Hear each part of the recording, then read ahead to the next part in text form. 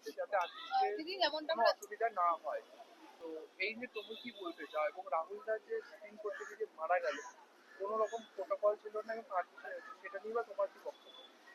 আমার বক্তব্য হচ্ছে, আমি আর্টিস্ট ফোরামের মেম্বার, আজকে এসেছি আর্টিস্ট ফোরামের ডাকে। তো আর্টিস্ট ফোরামের এই পদক্ষেপটা অসম্ভব ভালো। আর্টিস্ট ফোরাম এবং ফেডারেশন যৌথভাবে যে পদক্ষেপটা নিয়েছে আমার খুব ভালো লাগছে। আর রাহুলের কথা কি বলবো, ওকে তো আমি একদম ছোট দেখেছি, যখন খেলা বলে একটা সিরিয়াল করতাম তখন ও ছবি করেনি, ওর নাম ছিল অরুণোদয়, ও এসে আমার সাথে আলাপ করেছিল। তো এইসব তারপর স্বপ্নগান বলে একটা সিরিয়াল করেছিলাম একসাথে। আমরা আউটডোর করছি, আইসক্রিমের গাড়ি দাঁড় করিয়ে সবাইকে, আর্টিস্ট টেকনিশিয়ানকে আইসক্রিম খাওয়াচ্ছে এবং পুরো টাকাটা ওই দিন প্রোডাকশন ম্যানেজারকে দিতে দেবে।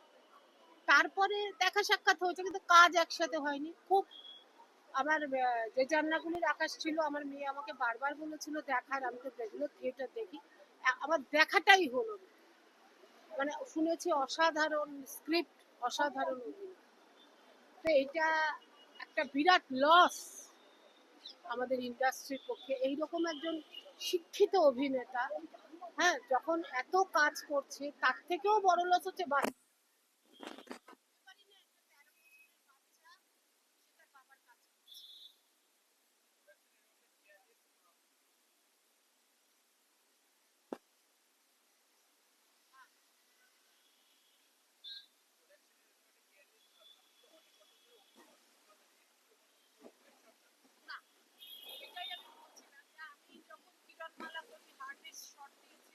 শান্তনুদার ছেলেরা শর্ট দিয়ে দেখিয়েছিল কোন বাড়ি বস্তায় করবো, সেটা ওরা করে দেখিয়েছে, তারপর আমরা শর্ট দিয়েছি। আমি বাচ্চা এটা হয়েছে। এখন চিরদিনই তুমি যে আমারে, আমি